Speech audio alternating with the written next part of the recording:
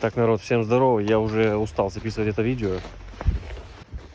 Так, народ, всем здорово. Приветствую вас на втором уже видео на моем канале. Это видео будет о том, как я заменил свои старые мертвые просто в труху стеклоочистители и дворник сзади. Дворник сзади, кстати, был еще нормальный, но я на всякий случай его тоже убрал. Хочу сказать спасибо двум подписчикам, которые подписались на меня. Жека и Пашу, по-моему, их звать. Это огромная мотивация для меня. Это реально большой стимул. Не зря говорят об этом всякие ютуберы, блогеры, да, большие. Это реально очень крутые эмоции, когда ты видишь какую-то обратную связь. Ну, не мне вам рассказывать. В любом случае, хочу еще раз сказать спасибо. И желаю вам приятного просмотра. Так, ну что, ну вот она, значит, моя посылочка. BMW Group Original Pad. Вот такие вот у него данные. В такой коробочке, немножко помятые. Так, реклама Емикса, ничего страшного, я не популярный блогер. Вот, ну, в общем, просто сразу видно, что ты заплатил за это бабки. Не, ну это вообще просто. Господи, ой, какой приятный пластик. Сразу дорого, богато, вот это вот все. Еще бы, блин, не было дорого, богато, блин. 4 куска, елки-палки. Ну, как-то так. Такая вот история. Будем ставить.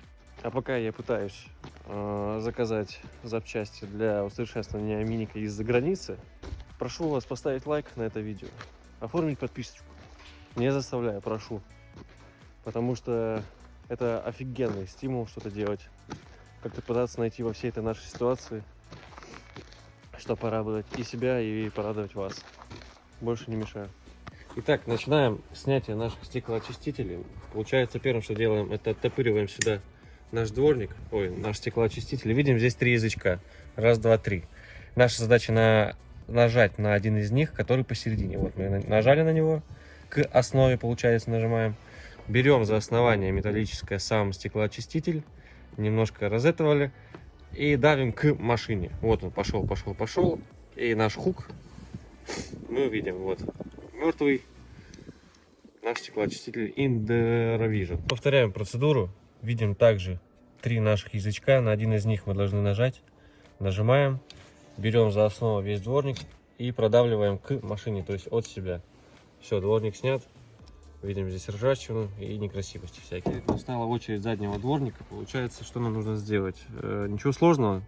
Сам долго разбирался и не понял. Ну видите, я его уже немножко даже подснял. Вот. Все, получается, он у нас изначально закрепленный. Наша задача, получается, просто вот до такого положения его вывести и потянуть от себя. Видите, вот она кромка, куда он заходит.